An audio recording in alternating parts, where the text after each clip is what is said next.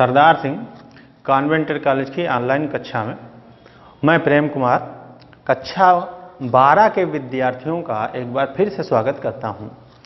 और कक्षा 12 में हमारा जो अध्याय है, हमारा जो पाठ है मैथिली शरण गुप्त और उनके द्वारा रचित जो साकेत महाकाव्य है उससे कैकेयी का अनुताप, इस शीर्षक से थोड़ा उनका 8वें सर्ग का जो है थोड़ा सा भाग आपको पढ़ने के लिए दिया गया है इस क्लास में। तो इसके 6 भाग आप पढ़ चुके हैं और यह 7वां भाग है। और जैसा कि नाम ही है कैकेयी का अनुताप, तो माता कैकेयी अपना अनुताप कर रही हैं। अनुताप का मतलब है पश्चाताप कर रही हैं। किस बात का पश्चाताप वो कर रही हैं? तो वो उन्होंने जो अयोध्या में तांडव किया था, आप जानते हैं नाटकों के माध्यम से आपने देखा अच्छी तरीके से, विभिन्न नाटकें आती हैं, आपने रामायण देखी है। तो उसमें जो माता कैकेयी हैं वो अपने भरत को राजगद्दी दिलाने के लिए उन्होंने विवश किया था राजा दशरथ को, और राम को 14 वर्ष का वनवास दिला दिया था इन्होंने। तो उसी बात का पश्चाताप है इनको, उसी बात का इनको अब कष्ट हो रहा है कि मैंने जो कार्य किया था वो वास्तव में बहुत गलत कार्य था। तो वही पश्चाताप करने जो राम जंगल में आए हुए हैं, पंचवटी में आए हुए हैं, पंचवटी में हैं, तो माता कैकेयी के साथ भरत जी और अन्य जो सचिव हैं और नगर निवासी जो हैं वो आए हुए हैं। और उनके आने के बाद माता कैकेयी अपना पश्चाताप प्रकट करती हैं कि मुझसे बहुत बड़ी गलती हुई है, और वो राम को वापस ले जाने के लिए बार बार प्रार्थना कर रही हैं और अपने द्वारा किए गए कृत्य पर पछता रही हैं। तो उसी में आगे आप देखिएगा 7वें भाग में आप देखें क्या इसके पहले पश्चाताप किया माता कैकेयी ने। तो कह रही हैं आगे मैथिली शरण गुप्त जी लिखते हैं कि 100 बार धन्य वह एक लाल की माई, 100 बार धन्य वह एक लाल की माई, जिस जननी ने है जना भरसा भाई। 100 बार, तो चूंकि बड़ा पश्चाताप किया माता कैकेयी ने, और पश्चाताप करने के पश्चात जब राम ने उनके पश्चाताप भरे वचनों को सुना तो उन्होंने एक स्वर में कहा कि 100 बार धन्य, 100 बार धन्यवाद देने के योग्य है कौन? एक लाल की माई। एक लाल माने पुत्र, एक पुत्र की जो माता है कौन? कैकेयी। तो एक मात्र पुत्र भरत को जन्म देने वाली जो माता कैकेयी हैं वो 100 बार धन्यवाद देने योग्य हैं। तात्पर्य है कि भरत बड़े शिष्ट स्वभाव वाले हैं, बड़े महान हैं, उनका यश चारों ओर फैला हुआ है। आज भी हम लोग उनका नाम बड़े सम्मान से लेते हैं। तो इसलिए जिस माता ने इतने श्रेष्ठ पुत्र को जन्म दिया है तो निश्चित रूप से वो धन्यवाद की पात्रा है, उनको धन्यवाद देना चाहिए। तो इसी बात को राम कहते हैं कि एक मात्र पुत्र रत्न भरत को जन्म देने वाली उनकी माता कैकेयी 100 बार धन्यवाद की पात्रा है या 100 बार धन्यवाद देने योग्य है। जिस जननी ने है जना भरसा भाई, जिस माता कैकेयी ने भरत जैसे पुत्र रत्न को जन्म दिया है, जो मेरा भाई हुआ जिनकी वजह से, इसलिए कहा कि भारत सा भाई, भारत के समान भाई, उपमालंकार का प्रयोग किया। तो जिस माता कैकेयी ने भरत जैसा पुत्र रत्न को जन्म दिया है वह माता कैकेयी 100 बार धन्यवाद की पात्रा है। ये 2 लाइनों का अर्थ है।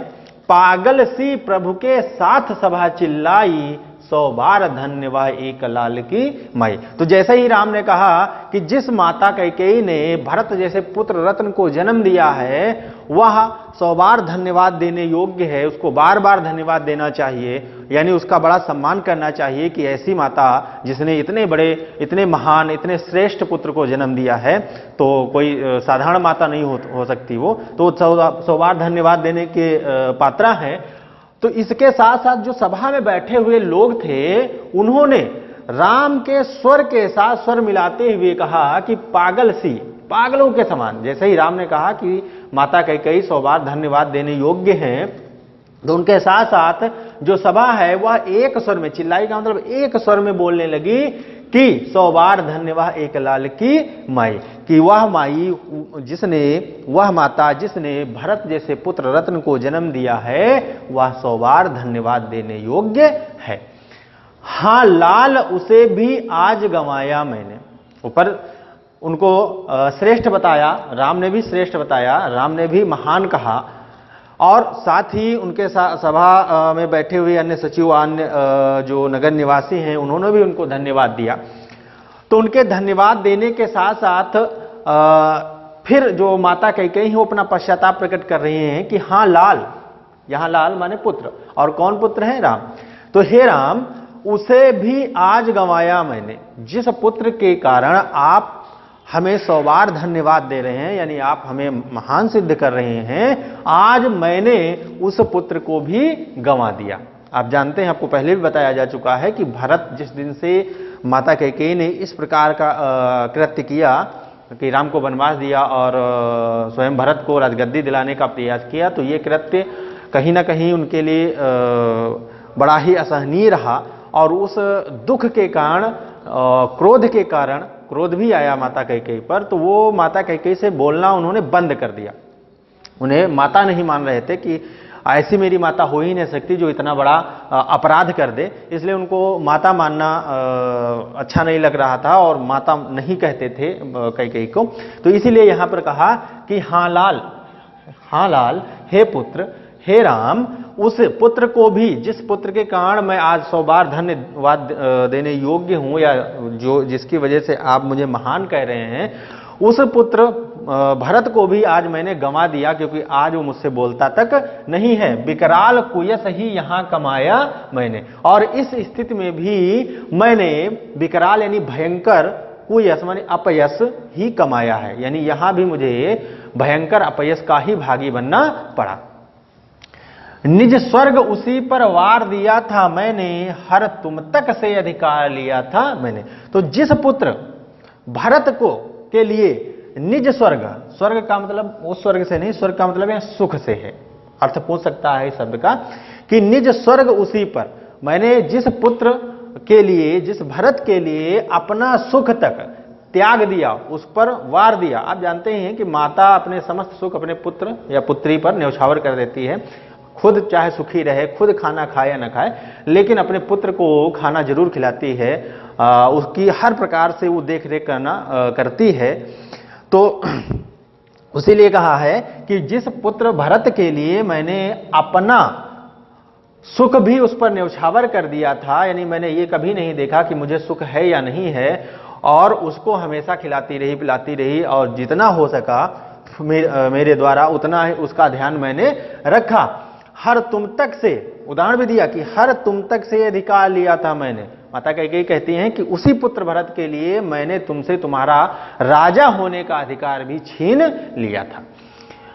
पर वही आज यह दीन हुआ रोता है, संकित सबसे धृत हरिण तुल्य होता है। पर वही आज, लेकिन आज वही मेरा जो पुत्र है दीन हुआ रोता है, दीनहीन की दशा में आकर के रो रहा है, यानी बड़ा दीनहीन मुख वाला दिख रहा है, बड़ा दुखी दिख रहा है, ऐसा कहना चाहती हैं। पर वही आज यह दीन हुआ रोता, तो वही पुत्र जो भरत है वो आज सबके सामने दीनहीन होकर के रो रहा है, विलख रहा है, और संकित सबसे धृत हरिण तुल्य होता है। यहां उपमा अलंकार है धृत हरिण तुल्य। धृत माने धारण करना, पकड़ लेना, हरिण तुल्य माने हिरण के समान, हरिण माने हिरण। तो जिस प्रकार हिरण को जब पकड़ लेते हैं तो वह सबसे सशंकित रहता है, भयभीत रहता है, डरा हुआ रहता है, ठीक इसी प्रकार की स्थिति इस समय भरत की है। या ऐसे कह सकते हैं कि पकड़े हुए हिरण के समान जो भरत हैं वो आज सबसे भयभीत और सशंकित हैं। श्रीखंड आज अंगार चंड है मेरा, तो इससे बढ़कर कौन दंड है मेरा। कहा श्रीखंड, श्रीखंड माने इसका अर्थ हो सकता है, बड़ा प्रसिद्ध शब्द है, श्रीखंड चंदन को कहते हैं, ठीक है। तो श्रीखंड आज अंगार चंड है मेरा, जो मेरे लिए कभी श्रीखंड था, जो चंदन था, अर्थात जो कभी मेरे लिए बड़ा शीतल स्वभाव वाला हुआ करता था, मुझे बड़ी शीतलता प्रदान करता था, वही आज भरत जो है अंगार चंड है, अंगार के समान, अंगारों के समान चंड हो, प्रचंड हो गया है, दहक रहा है। अर्थात जो कभी भरत मुझसे बात करता था, बहुत प्यार से बात करता था, कभी क्रोध नहीं करता था, वही मेरे इस कृत्य के बाद अंगार के समान प्रचंड हो गया है, अर्थात मुझ पर बहुत कुपित है, बहुत क्रोधित है। तो इससे बढ़कर कौन दंड है मेरा? तो अंत में माता कैकेयी कह रही हैं कि अब हे राम आप ही बताइए कि संसार में एक मां के लिए इससे बड़ा दंड और क्या हो सकता है कि उसका पुत्र ही उस पर क्रोध कर रहा है, क्रोधित है या हमसे बात तक नहीं करता। ठीक है, तो इस लाइन का अर्थ फिर से देख लें। श्रीखंड आज अंगार चंड है मेरा। जो श्रीखंड के समान कभी हुआ करता था, जो भरत श्रीखंड के समान, चंदन के समान कभी शीतल हुआ करता था, वही अंगार के समान आज प्रचंड हो रहा है। अर्थात जो कभी शिष्ट स्वभाव वाला भरत मुझसे बड़े प्रेम से बात करता था, आज वही मुझसे बड़ा कुपित है, बड़ा दुखी है, बड़ा अप्रसन्न रहता है। तो अंत में कहती हैं कि आप ही बताइए कि जिस माता का पुत्र, जिस पुत्र के लिए अपने माता ने सब कुछ न्यौछावर कर दिया, वही पुत्र यदि आज उस पर कुपित है, क्रोधित है, तो इससे बढ़कर संसार में और कौन सा दंड हो सकता है। तो बहुत ज्यादा कठिन काव्य नहीं है, सवैया छंद है इसमें। और जैसा कि आपको बताया, भरतसा और हरिणतुल्य, यहाँ उपमा अलंकार है, अनुप्रास का भी प्रयोग किया गया है, प्रबंधात्मक शैली है, शुद्ध साहित्यिक हिंदी खड़ी बोली का प्रयोग किया गया है।